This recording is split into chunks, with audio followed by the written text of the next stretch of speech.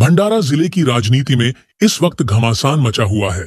शिवसेना शिंदे गुट के लोकसभा युवा प्रमुख जैकी रावलानी ने मुख्यमंत्री देवेंद्र फडणवीस की मौजूदगी में भारतीय जनता पार्टी का दामन थाम लिया है। लेकिन उनके इस कदम के बाद शिवसेना विधायक नरेंद्र भोंडेकर और जैकी रावलानी के बीच आरोप प्रत्यारोपों का सिलसिला शुरू हो गया है। जैकी रावलानी ने भाजपा में शामिल होने के बाद कहा कि विधायक नरेंद्र भोंडेकर के अहंकार और कार्यकर्ताओं के साथ उनके बर्ताव से परेशान होकर उन्होंने यह निर्णय लिया। 17 वर्षापासून शिवसेनेत होतो आणि आमदार नरेंद्र भोंडेकर हे माझे चांगले मित्र होते। त्यांच्यामुळेच मी शिवसेनेमध्ये होतो। पण आता काही महिन्यांपासून त्यांच्या जो म्हणजे कार्यकर्ता म्हणा किंवा आमच्या सोबत म्हणा जो वागण्याचा रवैया होता, म्हणजे एक अहंकारी प्रवृत्ती जो होता आणि त्यालाच त्रासून मी शेवटी काल भाजपमध्ये प्रवेश घेतला। नगराध्यक्ष हा प्रत्येक कार्यकर्त्याचा अधिकार असतो तिकीट मागणीचा, तो मी केला।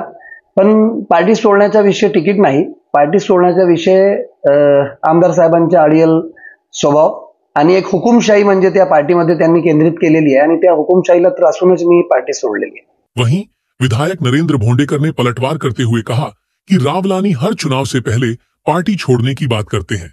इस बार भी उन्होंने वही किया, लेकिन भाजपा में जाने पर उन्हें शुभकामनाएं। साथ ही उन्होंने बड़ा सवाल भी खड़ा किया।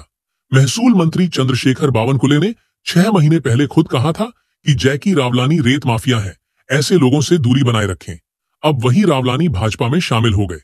क्या भाजपा की वॉशिंग मशीन में वो साफ हो गए हैं? प्रत्येकाच्या निवडणूक आले की ह्या येणं जाणं चालत असतात, परंतु जॅकीचा हा पहिल्यांदा नाही आहे। प्रत्येक निवडणुकीचे 6 महिने आधी हे 5व्यांदा 6व्यांदा आहे हा विषय। आणि मी स्वतःच त्यांना मी म्हणायचं का बा तुम्हाला कधी नानासोबत राहायचा, कधी परिणिजीसोबत राहायचा, वेगवेगळ्या नेत्यासोबत त्यांचा कल दिसायचा, कधी राष्ट्रवादीसोबत जायचा। तर मी त्यांना सल्ला दिलं होतं की भाई हे असं करण्यापेक्षा एखाद्या नेत्याकडे कायमस्वरूपी चालले जा, जेणेकरून कन्फ्युजन निर्माण व्हायला नाही पाहिजे। मधल्या काही जसं आपल्या आता मीडियाच्या माध्यमाने दिसलं की मग 2-4-5 महिन्यापासून काही थोडंसं माझ्याने त्यांचा पटत नव्हतं। याचं कारण होतं की मधल्या काळामध्ये बावनकुळे साहेबांची वसुली करण्यासाठी यांचा एक काहीतरी संभ्रम झाला होता किंवा व्हिडिओ काहीतरी आला होता आणि हे मग यांना काहीतरी पोलीस अटॅक करणार होते, ते हे माझ्याकडे आलेत।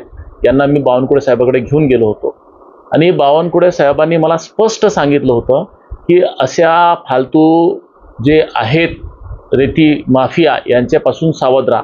तेव्हापासून मी यांच्यापासून सावध होतो। आता बावनकुळे साहेबांनीच मला हा सल्ला दिला की यांच्यापासून सावध राहा, कारण रेती माफिया हे त्यांचा आरोप होता, माझा नाही। आता त्यांना हा नेता तिकडे जाऊन जर चांगलं वाटत असेल तर याच्यात त्यांना अभिनंदनच करायला पाहिजे मी की बाबा ठीक आहे, आपण माझी मला जो मानसिक ताप व्हायचा तो गेला। आता तो जिथे आहे तिथे सुखरूप राहायला पाहिजे, चांगला राहायला पाहिजे।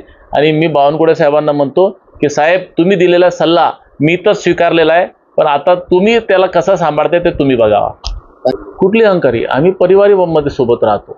माझ्याकडे 20-20 वर्षापासून आहेत, ते पण माझ्याकडे 16-17 वर्षापासून माझ्याकडे होते। अहंकारी असतं तर पहिल्याच वर्षात काढलं असतं ना त्याला। अहंकारी असते तर इतके दिवस सांभाळलं नसतं। मी हा 5व्या-6व्यांदा त्याला सांभाळलेला आहे।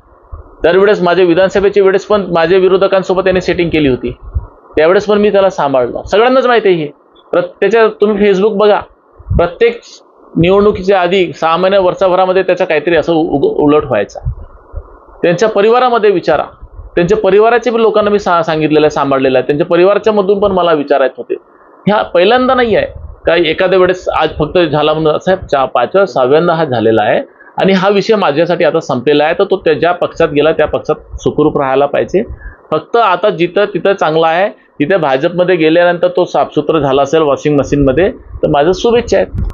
इन आरोप प्रत्यारोपों के बीच भंडारा जिले में महायुति के अंदर खटास बढ़ती नजर आ रही है। आने वाले स्थानीय स्वराज्य चुनावों से पहले भंडारा का राजनीतिक माहौल गर्म हो गया है। अब देखना होगा कि भाजपा जैकी रावलानी को टिकट देती है या नहीं।